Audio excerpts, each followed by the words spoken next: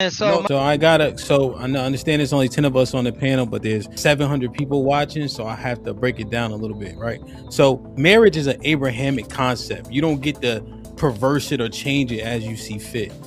Wasabi, everything you named that was worse is in there because for worse isn't specific. You don't have everything that's bad written down. So worse includes everything that we dread.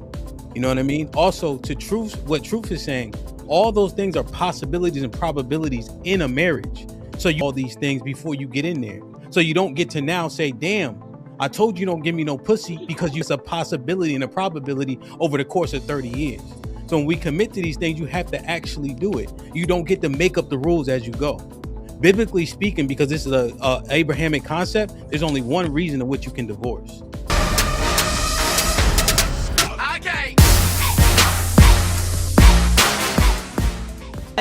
my thing is It's this, getting right? it's My getting thing close is to that accountability. it's just getting ran in the ground. And my thing is even down to, and let's be real, and ladies go one at a time.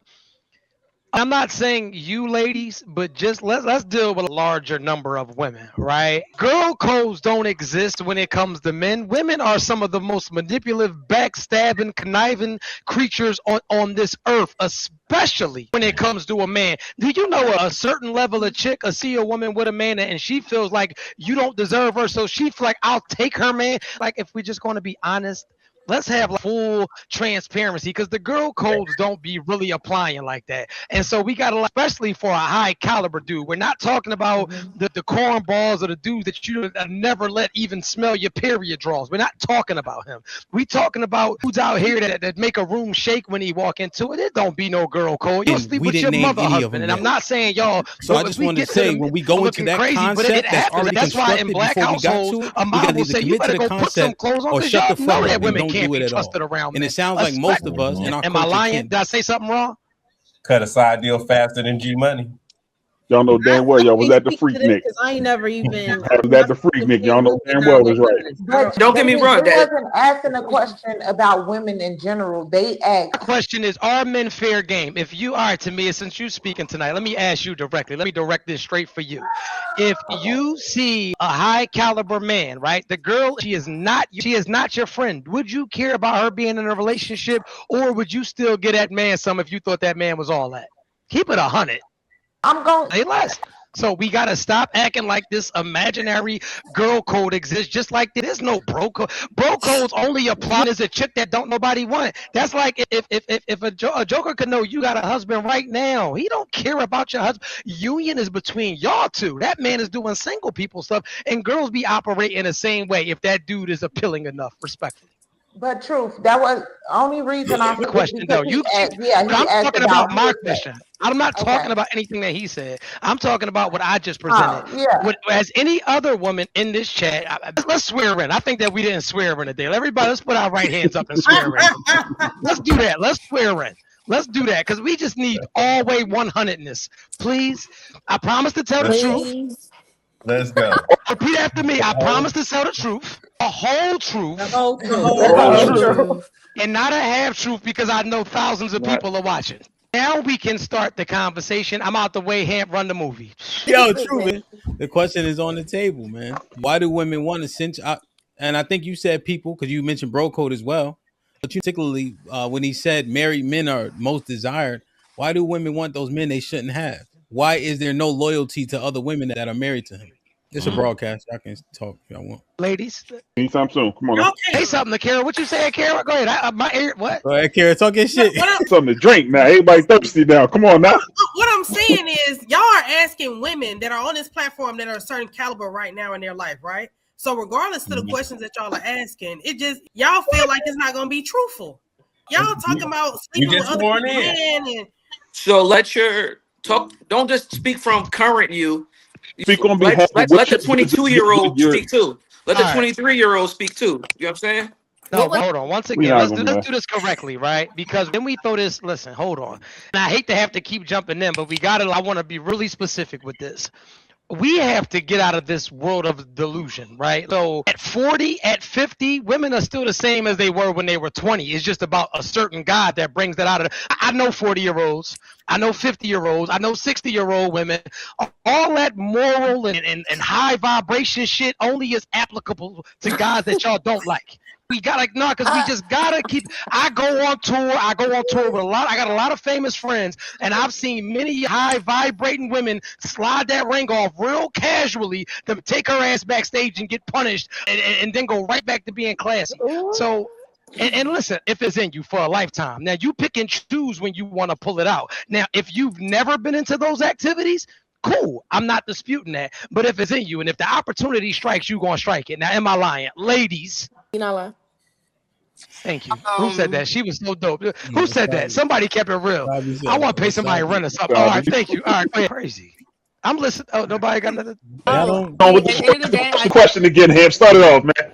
So I was trying to answer. Yeah, let's just keep it mean. There really is no girl code, right? I mean, now we get it. There is a hive mind, right? A bunch of your sisters, a bunch of women, they want to follow each other, right? This is why we say when you look at a lot of women on TikTok, it's monkey see, monkey do. They always parrot everything somebody else says, right? It's just sad that that is a woman's nature. But I mean, hey, man, listen, shout out to the sisters, man, who can actually stay away from doing that and being a part of the sisterhood or the womanhood. But I mean, we should really keep it a being as well, because if we're looking at, let's just say you have two girls, right?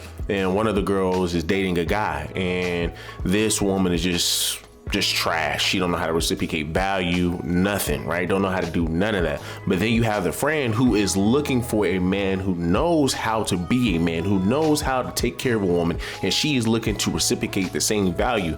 Me personally, I would tell that girl, hey, look, you need to tell your friend that, hey, she needs to get right with her husband because this is a good guy. But, hey, if something falls out, then, hey, if they can't get it together, I would not mind seeing a woman say, hey, well, listen, let me go ahead and go mess with my best friends or my friend's boyfriend or my friend's soon to be, well, yeah, I'll throw husband in there. Just for the simple fact that, once again, it's not going to be as detrimental as it would be if it was two guys and a girl, right? And the reason being is because, once again, you see so many women who will sit here and mess with their friend's boyfriend because they feel like, dang, this girl got a man who I really want. And it's like, dang, how in the world did she even get this guy? So yeah, most definitely some women are willing to sabotage their friendships for that. And once again, in certain circumstances, I can see why, right? I can see why. We just did a video about a woman, right? She's very bitter and old, but we just did a video about a woman who was upset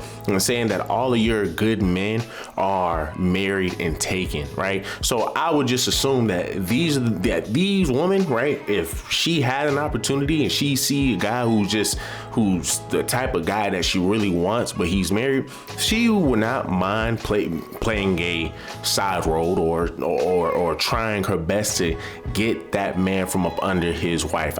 That's just me though. I honestly think she would do that, and a lot of other women would do that. But this is where truth is on point, man. Truth is on point with this one. Talking about these women who like to take off the rings. Guys, we already know a prominent figure, right? A prominent figure, right? And the only reason she's even a prominent figure is because of the man that she married. But we already know a prominent figure who removed her wedding ring on live TV. And by the way, she has a husband who is 10 billion times more richer and better than whatever dude that came out of this freaking entrance, right? But of course, we're talking about our good old woman, Ayesha Curry. Ayesha Curry pretended to take off her wedding ring when she saw another man, and the internet is in shambles. This is the man in question. He walks in, and look at what she's doing with her ring. I feel like if roles were reversed, people would be losing it, but instead people are defending her. I think it's so disrespectful. I gotta know what you guys think. Notice how she is probably one of the most innocent women or seem to be one of the most innocent women out there. But as we can see over the years, she is no different than your average sister who thinks she is a 10 when she isn't. These women are hard to please. Let's continue. Go ahead, so I'll answer. See if she got it. I was about to say, I think for certain people at the end of the day, it's just a dog eat dog world. So if you want that shit, go get it. And when you have that mentality, it doesn't matter what gets in the way. So the best person win. Oh, real. I'm not mad at it because that's the harsh reality. And I just like real. And I'm not even, I know that it's very uncomfortable to jump on a public platform and get on here and just be like to really be all the way transparent, but people go after what they want. And like I said, there are some women and men that would never, it has never been a thought, like saying that, and that's a very small percentage, but overall people want what they want and they're willing to do whatever it takes in order for them to get it. And I've landed my plane with that. I wanted to go to the next topic, right, because that was that, right? Can we talk about for better or for worse? And what does that really mean when we talk about marriage? And I want to hear from the women first. For better or for worse? What does that really mean when you hear that? How does that make you feel? What comes to mind? I feel like that's sticking with them through the ups and the downs, the financial hardships, the grievances from people leaving our lives. That's the worst. For better is we up right now. You know what I'm saying? We didn't help build each other up to a point where now we financially stable. We are mentally healthy. We are in a position to where our marriage is, we're thriving. So okay. I think that's the for worse is, but I think people take the for worse and try to make it so that people are doormats. For worse don't mean be a doormat. I'm not gonna be your doormat because I made that vow to say that I would be here for better or for worse. Especially if you my husband and you my deal breakers, you my triggers, you know how to get me to a point to where I'm like, you know what, I can't do this no more. Really? Okay. You should know me that well. Next lady. For worse, I've never been married, but that vow that scares me because I feel like that comes with unconditional love, and I feel like I have conditional love. It's definitely a limit to what you can do to me. I feel like next lady. Lady. I feel like that for worst thing is to me, it said it's a vow that's kind of scary because you don't know what the other person's worst is. That of course you have certain things that you deal with and have certain traumas that you deal with, and you overcome those traumas or whatever the case may be. But I think that it's all about the conditions of it. What is the worst part of it? Because if we, of course, we gonna build our empire together, but I just feel like it's a scary thing overall, and that's just for me. So I'll have to piggyback off Tamia on that. I agree with Tamia.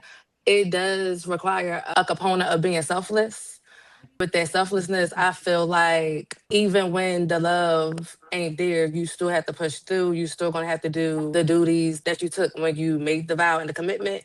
So it does definitely take a level of selflessness. Okay. Well, Sabi, how you feel about that? I would have to say too, I think people do take advantage of it because the vows do not say cheat or disrespect and beat and all this stuff. So I feel like some people think that that's supposed to be the worst part and you're supposed to go through that with them. And it's like, no, that's not included in it. But I agree with they say. You don't know what the other person's worst is going to be. So it's just like. Fellas, anybody want to, I know Hamp got something to say, but any of you fellas before Hamp go, would y'all like to expound?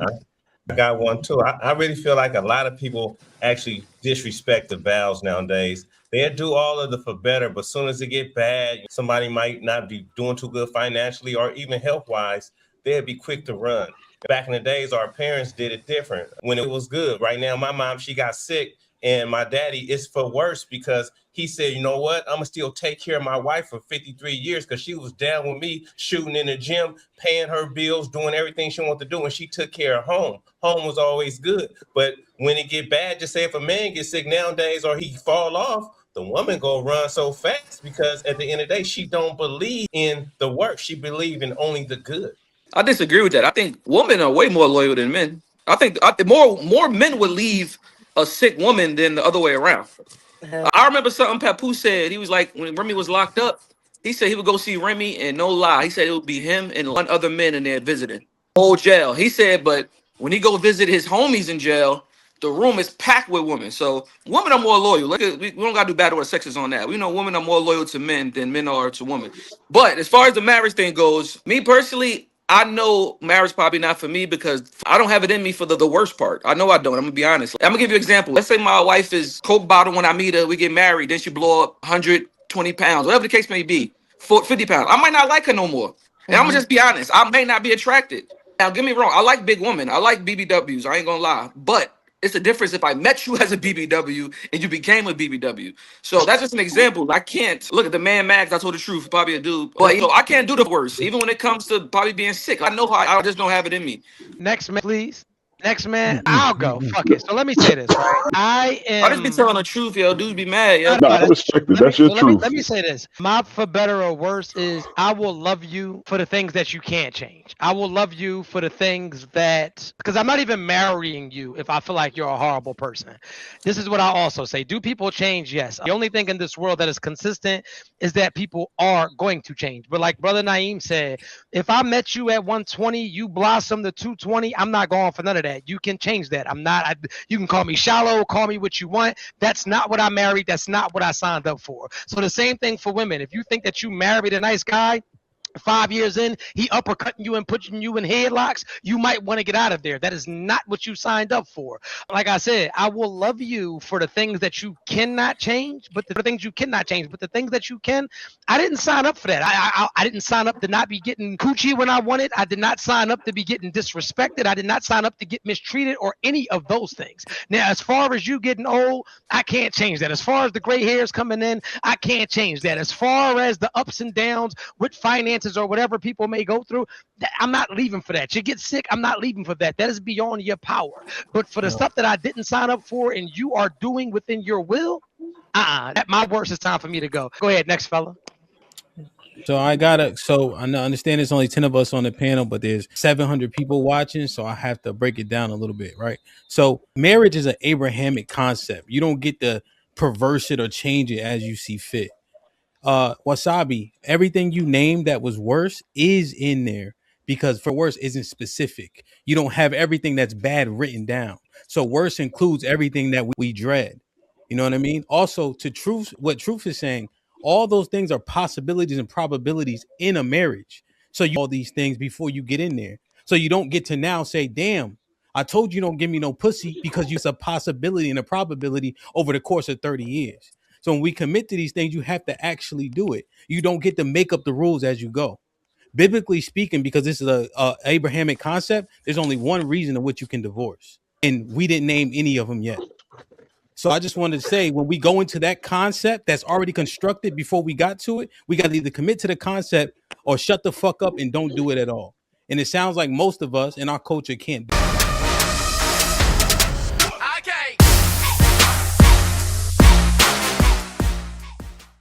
Boy, don't say people, say women. Don't say people, say women, because there's 70 to 80% of women who are the ones that's initiating divorce. It's only women who are crying and complaining about prenups, but yet they're the same ones that's breaking that contract. It's the same ones, and I mean, guys, don't make me play the videos, man, where we literally seeing videos of women divorcing their husbands because the husbands is not making them happy anymore. It's just mighty wild, right? These women are the ones who are talking about marriage and marrying under God and talking about how they're godly and they're going on this healing journey and all of this, but yet they don't even take marriage seriously. And that probably should be the most sacred thing in your life, right? Well, one of the most sacred things in your life is marriage. So truth be told, these women that's on this panel, they're the wrong ones to ask about marriage. They are the wrong ones to ask about marriage, especially Sade when she sat here.